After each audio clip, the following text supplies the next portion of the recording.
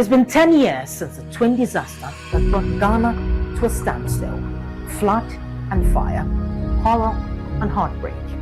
Over 150 lives lost, dozens more injured, a city traumatized. But beyond the pain and destruction, that night showed us bravery. Strangers becoming heroes and ordinary people risking their lives to help others. Ghana stood together on that fateful day. Well, a decade later, the question still echoes. Have we really learned anything?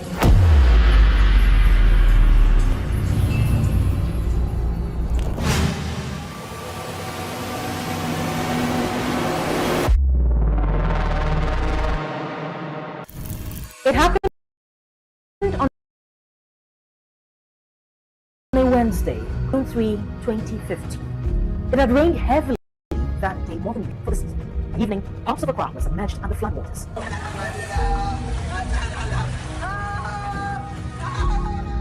In the heart of the city, Kwame Nkrumah Circle was one of the worst hit areas. Dozens of people sought shelter at the gold filling station, hoping to wait out the rain. But unknown to many, a full leak from an underground tank was mixing with the floodwaters. And then came a spark from an unknown source. The station exploded. Flames, panic, screams, and devastation followed. I was standing by the window there. The fire came from the left side. And another one made it. And then it drew the iron gates down there. The whole building was shaking. I thought it was collapsed. We heard the military crying, where are you people? And we said, we are here. So they came up and they told us that, you see, this time is between life and death. In a matter of minutes, over 150 lives were gone. It was one of the deadliest disasters in Ghana's modern history. A lot of people have lost their lives. I'm at a loss of words to express how I feel. Investigations later revealed that this was a preventable tragedy. Poor drainage, choked gutters, unregulated construction on waterways, and a lack of disaster preparedness all played a role. What should have been heavy rain became a national tragedy because the system simply failed. There are those who will wish to apportion blame, and quite truthfully, there's plenty of blame to go around. But when we list one by one the various mistakes and failings that contributed to this catastrophe, I hope it is not for the purpose of pointing fingers, but rather of making certain that something of this nature never again happens to our dear country. In the days that followed, the nation mourned.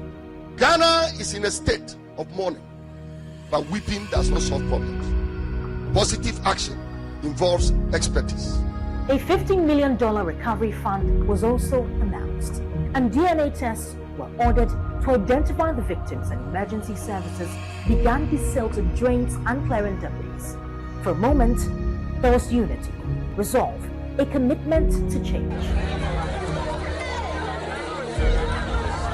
But 10 years on, the story sounds all too familiar.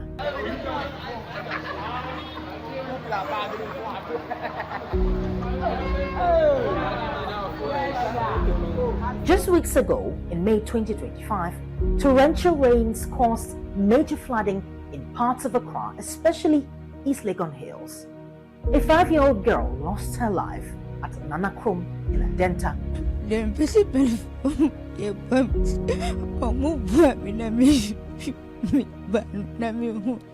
Families were displaced, roads turned into rivers. The capital was once again overwhelmed. And this is not an isolated case. Let me tell you some from previous years. October 7, 2017, a gas explosion at Atomic Junction killed at least 7 people. In January 2022, a truck carrying mining explosives exploded in Bogoso, killing 13 and destroying hundreds of buildings. In March 7, 2023, floods in Accra led to the deaths of 3 people, including 2 children, and a collapsed building. For September 15, 2023, spillage from the Akosombo and Bong dams displaced over 35,000 people across the Volta and Eastern region. January 1, 2025, a fire at Kantamanto Market killed 2 people and destroyed thousands of stores. This list goes on and on. In the aftermath of the June 3 disaster, a 197-page report was commissioned by government, but it never saw the light of day until the Bureau of Public Safety, a private organization, intercepted and leaked it. That report detailed failures, the risks, and the recommendations, but it was never fully acted upon. 10 years on, the core problems persist: weak regulation, poor enforcement, and reactive rather than proactive leadership. So what must be done? If we follow the laws, at least about 80% of it, I'm sure that we're going to have a minimization the devastation that we are recording now. Now that the sea is rising, it means that your retention or before the water from the Odo and other tributaries will enter into the sea, it will take a longer time. So it's only proper that once you know that you're going to have a longer time for the water to enter into the sea, it means that you have to create your retention ponds to be wider, be able to accommodate a sizable quantity of water to minimize the extent of devastation. It's not enough to build roads and bridges.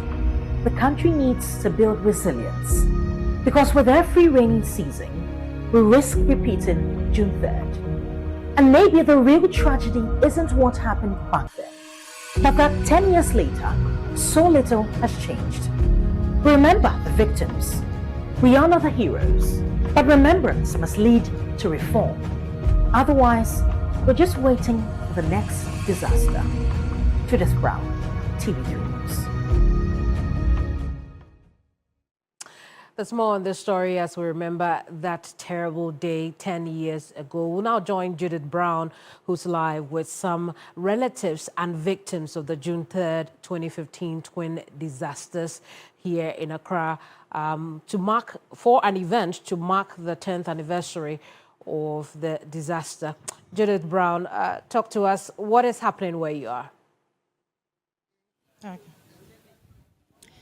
So I'm currently here at Circle, right opposite the Vienna city. Over here, a number of victims of the June 3rd, 2015 disaster have gathered to share their concerns, and their concerns are quite simple. They're asking that government does not just see them as statistics, as has been the case over the years. They're also asking for government to compensate them. It's been 10 years since the incident happened, over 150 lives lost. Yet many of those who survived the tragic incident have still not been compensated 10 years on. I'm going to be speaking to some of the victims of the tragic incident. This lady lost her husband during the incident. She's going to be telling us really what happened and how it has been after 10 years. Ma, Pacho, you're frozen. Na dia nesi incident is here no dia nesi me pacho eye mi kun eneka ho na eye June 3 no enwumbre no okoye adwuma wo eye odoko nti mra wo ba no me ne kasa enwumbre ni mu no awie ni mu kwa enwumbre no ba enwumbre ni mu be se be 9 to 10 me friend and line sa na enko nti me dem to pro na me nkwala ne dai ti ade chi anopa no na ye light no call off na me phone so dum yi enti na me hwe nkwara na mama akọ school me fe me je obi lie e friend na enko enti me yes madwen se sana tie dia me hwe anim kakra ma na ba ti me hon man na ne wo fa bai se wa free line sa enko yenso de na esi wo kwa me nkoma second ni ye nti hwe enti ne nua ne bra de bai no ne wo fa no na wo keche me se me enko cycle na yenko na adwuma mu onko na adwuma mu so wo Iran clinic opposite wo ye carpenter. And time I call you, you do one na the AC will come and come as I can and yes and papa. Ti you do one a young master Kubusa say na Ukun a J or Hefa. And I say, a J when you Jumamuha, Yamian at once one ano, na I was seeing be a gume. And a yes, a sanity dear. Tinia Baku police ni your friend or catcher say, ye the uncle Fiena, obey Heno. And I'm said, Debbie, me whom me qua mean to me at the antena. Miss Minno, mammy and son. Kitu woman no when you 1.5 years, nam say there be marry her no. And to me, I say, young call police 37, tia 37 first. You call young couple any na who ding. Who no hot? Me call home who no, and to police hospital. And you call your call so ye who to much ho ɛna me ne ne wɔfa no ne yɛ kɔnti edu hɔ na me hu sɛ body no ɛda hɔ nyame anim ni na ani enyan by Nyankopɔn ma makokuduro ɛma mitimi fi hɔ ba mi fi hɔ atwanse hɔ no me hu bi hwi biem ɛna yɛde Nyankopɔn adom yɛde ɛyɛ bibia me yɛde ne hyɛ mu a time ne so yɛ no yɛde yi no ne yɛkɔsie no nti say 10 years aba government ama bibia na mo provide bibia ma mo say wo nkola miensa na nipa cho government ma me bibia say de omo de ma ye no ye abusuafo de na omo de ma omo say omo mfansie ade hye no ba ye yen abatan na yekuta nkola no omo aban ma ye hwe nti be 10 years ni akola no o kitwa no a no wo mu no 1.5 year Nyankopɔn no sisi ya Nyankopɔn wo wan kakra ama sisi ya no akola na nya 12 years nti say ade na mo pay free government in chain nti the best ye papa president say yesre na batan a yekunum ene ye yerenum efiri mu no yesre no omoye onkoye mo sisi adu ba bia nkwala no mo anyinyina duru no afa mom na sika de behwe nkwala no secondary school ene university no afa na aduru ho sisi aso mo school sam no lolo ayi no emu apagya nti yesre na omeboa yen ewo nkwala no school hwemu na yenti mi maye ma no nso nyina baabi sɛ de wo papa te ase a ankomode nkwala no ebegyina baabi amaye no nti wo moa yen na ontimi maye ma no so empagya enko so na wo nso nya adwuma bi no monye sisi afia me ka sɛ me baba akwo ka wo mo twero DCA ye ho no obekɔ secondary school sisi a no mani at time me hu baabi a me konya emmoa afi ti esrai papa president na aboafo sɛ ommeboa yen a yekunum ewu ye no ene omom praye no omeboa yen.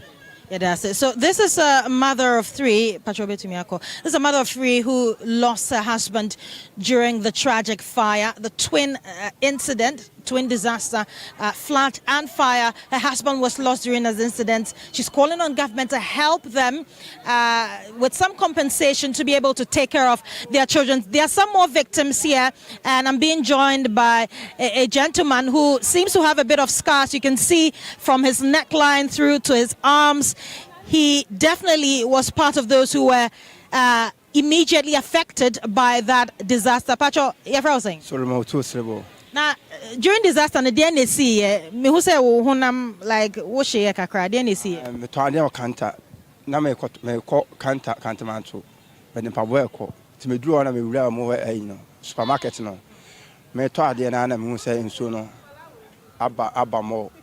Nti me breki kakra nti afei no na eba mo nti nso no wugina ma ene fu were ne ayi no diesel no amix nti wugina ma na body na wo nsuo no na hyehyew na fu were na amix nsuo no ena diesel no so tani ti be gira ha na fire no tender na ye na fire no beto nsuo nim nti na se de ase aya no wugina nsuo no mo na okomo wani ma nsuo na etwe akọ ana wugina nsuo a eja no so hyew ti be yesa na dia ye ne de do and die nti me fa nsuo no sa eja me ni ja ne sa tu ba bia eja ne nie no ti hwa na mai bi pagya me to ne kem and me call 37 wa ade ache na president Mahama ba no say wa fa hospital no wa fa bia ho ka nti hospital ne ye ntwia hwe nti ache na wa ye say obi tweska bi di amaye compensation bi no di amaye efiro no e mu discharge ye ko ye no compensation na ya sa ka hwe wo ha ne wi afro ene wa moska wo ha ne afro ene ya so magi sei nti we na hwe kra na hwe even sika would be ebe hili wo ho we nya hwe president atwia nyina ka hospital no enti wo honde hospital de man twia hwe ba me ko fie ne de me a me mo de mo na me ye aduru sei no na wo business nso say ya na pa cha an ka me captain nyina asa aye elo so say mpaboa ene neska so mo ni nyina nti dia na pay free government o me nya government ne mo a so beboa ye ni anya capital ni so dia start business e say di tambia okoko we akobeg na fe woni pa no kra na o sere no kra na ohu akra so be sere nsia e na o pe ba bia fa obeti wa sense wo ma nti hia government mo a so beboa ye Thank you very much, Inti. So this is a young man who was affected, as I said, by the fire. He used to sell clothing and shoes at Kantamanto. He says that his business was destroyed. He was burnt as well. But although government covered the entire cost of his medical bills, he did not receive any other compensation in terms of his business and livelihood afterwards. And so these are some of the stories that we've heard right here from Serco opposite Vienna City, where victims, as I said earlier, have gathered calling on government for compensation. As you can see behind me, they're having a meal after they had their presser earlier this morning. But this is what really is happening. They're asking government to compensate them and help them, go through life moving forward. It's been 10 years and it's not been easy for most of them. Reporting right here from Serco, my name is Judith Brown. And it's still News Central here on TV3. Thank you so much, Judith, for that report. We'll get onto the phone lines now and speak with development planner Alfred Opoku. Alfred, good afternoon to you. Surprising that 10 years on, victims still talk about compensation, right?